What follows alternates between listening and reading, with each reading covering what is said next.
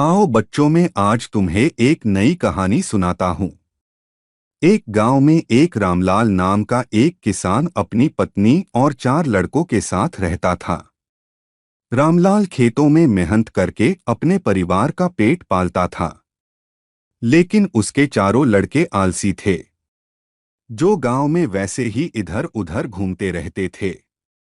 एक दिन रामलाल ने अपनी पत्नी से कहा कि अभी तो मैं खेतों में काम कर रहा, लेकिन मेरे बाद इन लड़कों का क्या होगा? इन्होंने तो कभी मेहनत भी नहीं करी, ये तो कभी खेत में भी नहीं गए। रामलाल की पत्नी ने कहा कि धीरे धीरे ये भी काम करने लगेंगे। समय बीतता गया और रामलाल के लड़के कोई काम नहीं करते थे। एक बार रामलाल बहुत बीमार पड़ गया। वह काफी दिनों तक बीमार ही रहा। उसने अपनी पत्नी चारों लड़कों को बुलाकर लाए। उसकी पत्नी चारों लड़कों को बुलाकर लाई।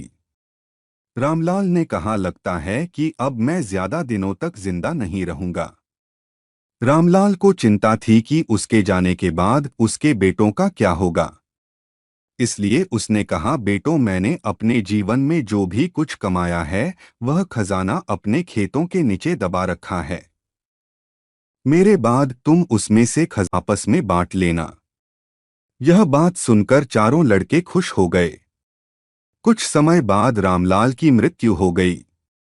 रामलाल की मृत्यु के कुछ दिनों बाद उसके लड़के खेत में दबा खजाना निकालने गए। उन्होंने सुबह से लेकर शाम तक सारा खेत खोद दिया, लेकिन उनको कोई भी खजाना नजर नहीं आया। लड़के घर आकर अपनी माँ से बोले, माँ, पिताजी ने हमसे झूठ बोला था, उस खेत में हमें कोई खजाना नहीं मिला।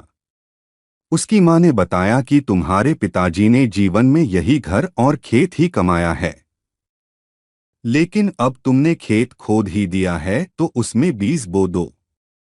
इसके बाद लड़कों ने बीज बोए और माँ के कहेनुसार उसमें पानी देते गए। कुछ समय बाद फसल पककर तैयार हो गई, जिसको बेचकर लड़कों को अच्छा मुनाफा हुआ। वह अपनी माँ के पास पहुँचे।